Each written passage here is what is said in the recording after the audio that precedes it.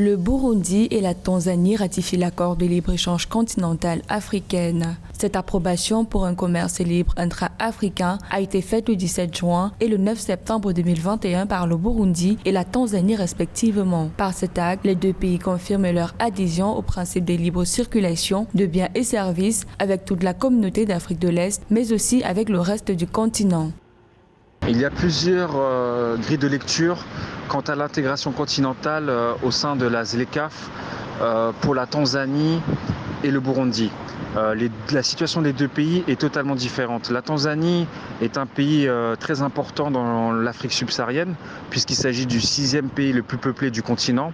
Et par ailleurs, c'est un pays qui génère beaucoup de croissance économique et qui a des velléités de davantage tendre vers une industrialisation de son économie.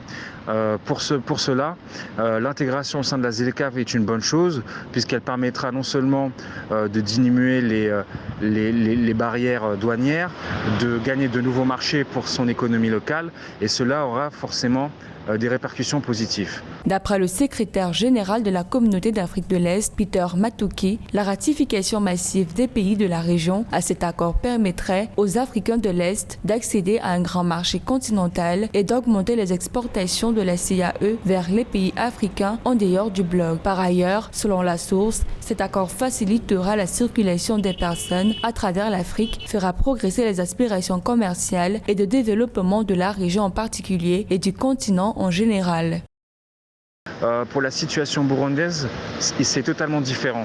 Le pays est endetté, c'est un pays qui est très peu industrialisé et qui pourrait être ces pays proies pour d'autres pays beaucoup plus puissants au niveau économique. Et ça, c'est l'une des craintes des autorités locales. Par ailleurs, comme nous savons que l'avenir du continent africain passera vers davantage de libéralisation avec des commerces intra-africains beaucoup plus importants que celle-là aujourd'hui puisqu'ils s'élèvent uniquement à 8% d'échanges entre des pays africains et avec cette dimension continentale du marché, cela ne va être que bénéfique à moyen long terme pour le Burundi. Rappelons qu'outre la Tanzanie et le Burundi, autres États partenaires de la CAE à avoir déjà ratifié l'accord sont le Kenya, le Rwanda et l'Ouganda. Pour le Soudan du Sud, il a déjà signé l'accord de libre-échange continental mais ne l'a pas encore ratifié. Selon le secrétaire général du bloc de la CAE, le bloc met actuellement en œuvre un cadre pour le développement du commerce grâce à la numérisation des marchés, la diffusion de l'information et la présentation des produits et des opportunités de marché de la région.